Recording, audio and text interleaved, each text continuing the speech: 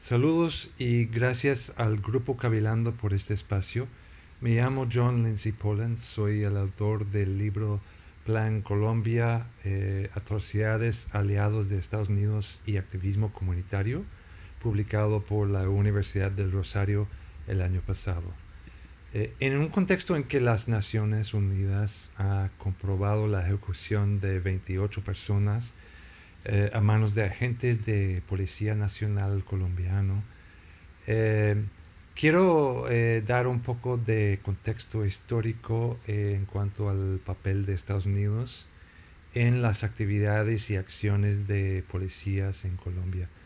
Miles de policías colombianos han recibido instrucción por parte de Estados Unidos, más desde el inicio de los años 90 de la guerra contra la droga, pero también antes en las décadas de contrainsurgencia, empezando en los años 1960.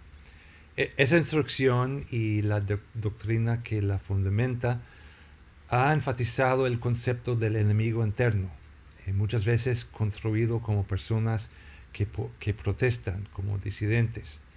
Y eso es el perfil de las y los participantes en el paro nacional. Un ejemplo es el mayor general, ahora general Jorge Luis Vargas Valencia, que fue instructor en la Escuela de las Américas de los Estados Unidos en 1999. Luego, en abril de 2019, fue orador invitado para la ceremonia de graduación de la escuela en Georgia.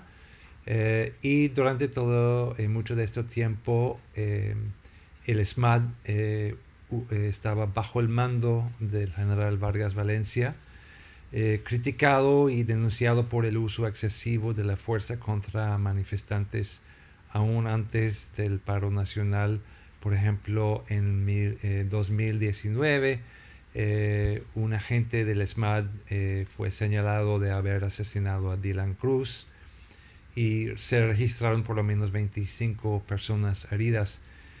Y Vargas Valencia fue promovido a general en medio del paro en julio de este año. Además, aun cuando los agentes de bajo rango del SMAD no reciben entrenamiento directo de Estados Unidos, sabemos que, por un lado, los mandos de Policía Nacional colombiano se trasladan entre unidades, que permite que elementos entrenados, por ejemplo, en una unidad antinarcótico, se transfiere con su capacitación al SMAD. Y por otro lado, el SMAD adquiere armamento desde Estados Unidos, tales como las armas supuestamente no letales usados en controles de manifestaciones. Cuando se denuncia las políticas del Estado que conducen a la violencia y el abandono de tantas comunidades, a veces el gobierno nacional no pone la cara, sino los militares.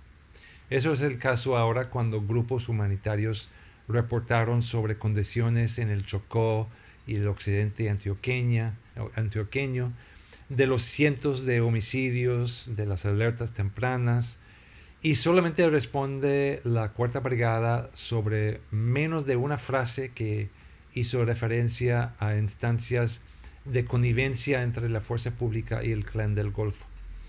Los militares exigen que quiten la referencia y amenazan con acciones judiciales en contra de la misión humanitaria y sus organizaciones. Una dependencia armada con una larga historia de violaciones de derechos humanos no habla de la urgencia de la situación en las comunidades, sino intenta silenciar a los grupos que hablan de esa situación.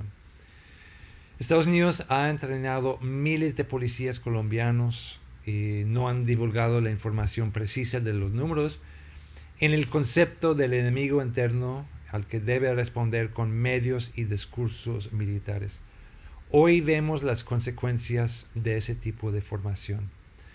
Así, un informe a la Comisión de Verdad el año pasado, elaborado por 3 organizaciones pacifistas y humanitarias, recomendó que Colombia desmilitarizara a la policía y convertirla en un organismo civil que dependa del Ministerio del Interior o de Justicia, de modo que se cuenta con orientación, liderazgo y sumisión civil. Asimismo, como se deriva de la primera de esa recomendación, la instrucción de policía debe ser civil y no debe recibir entrenamiento de academias militares de ningún país, ni se debe equipar con armas de guerra. Gracias por escuchar.